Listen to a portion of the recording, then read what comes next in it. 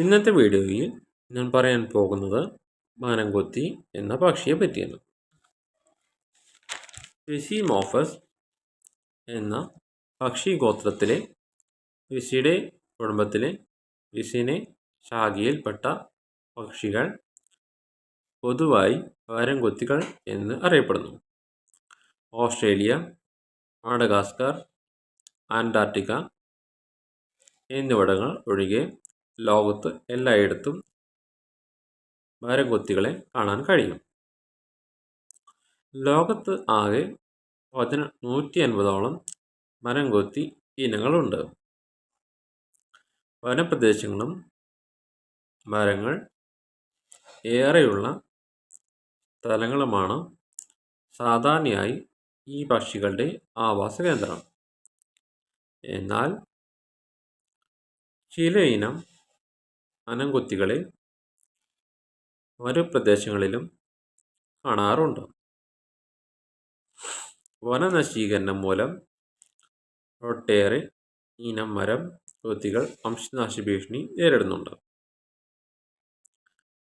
4 മുതൽ 11 വർഷം വരെയാണ് മരംകൊത്തികളുടെ ആയുസ്.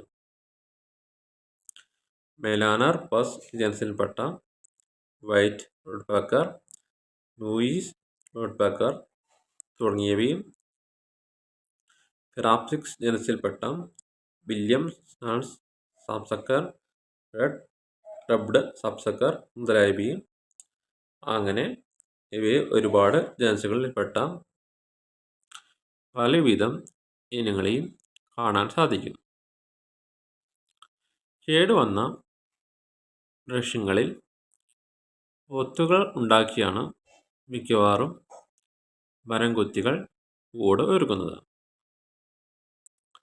മരുപ്രദേശങ്ങളിലുള്ള ചില ഇനങ്ങൾ കള്ളിമുൾച്ചെടികളുടെയും മറ്റും ദ്വാരങ്ങളിലാണ് കൂട് കൂട്ടുന്നത്. ഇനിയും ചില ഇനങ്ങളാകട്ടെ പ്രജനന കാലത്ത് മണ്ണിൽ കുഴികൾ ഉണ്ടാക്കുന്നു. മിക്ക ഇനങ്ങളും ഒരു സീസണിൽ ഒരു തവണ മാത്രമേ കൂട് ഒരുക്കുകയുള്ളൂ. ആൺകിളികളാണ് സാധാരണയായി മരപ്പൊത്തുകൾ ഉണ്ടാക്കാൻ കൂടുതൽ അധ്വാനിക്കുന്നത്. 1 മാസത്തോളം എടുക്കും ഇത്തരം ഒരു പൊത്ത് ഉണ്ടാക്കാനായിട്ട്. ഒരു കൂട്ടിൽ 2 മുതൽ 5 വരെ മുട്ടകൾ കാണും. പെൺകിളികളും ആൺകിളികളും മാറി മാറി ആടിയിരിക്കുന്നു. ആൺകിളികൾ മിക്കവാറും രാത്രി കാലങ്ങളിലാണ് ആടിയിരിക്കുന്നത്. അവയുടെ മുട്ടവിരിയൽ 11 മുതൽ 14 ദിവസം വരെ എടുക്കാറുണ്ട്. 18 തൊട്ട് 30 ദിവസങ്ങളോളം കുഞ്ഞിക്കിളികൾ കൂട് ഉപേക്ഷിക്കാൻ പ്രാപ്തമാകുന്നു. പ്രജനനത്തിന് ശേഷം മരംകൊത്തികൾ ഉപേക്ഷിക്കുന്ന കൊത്തുകൾ മറ്റ് കിളികൾ താവളമാക്കാറുണ്ട്.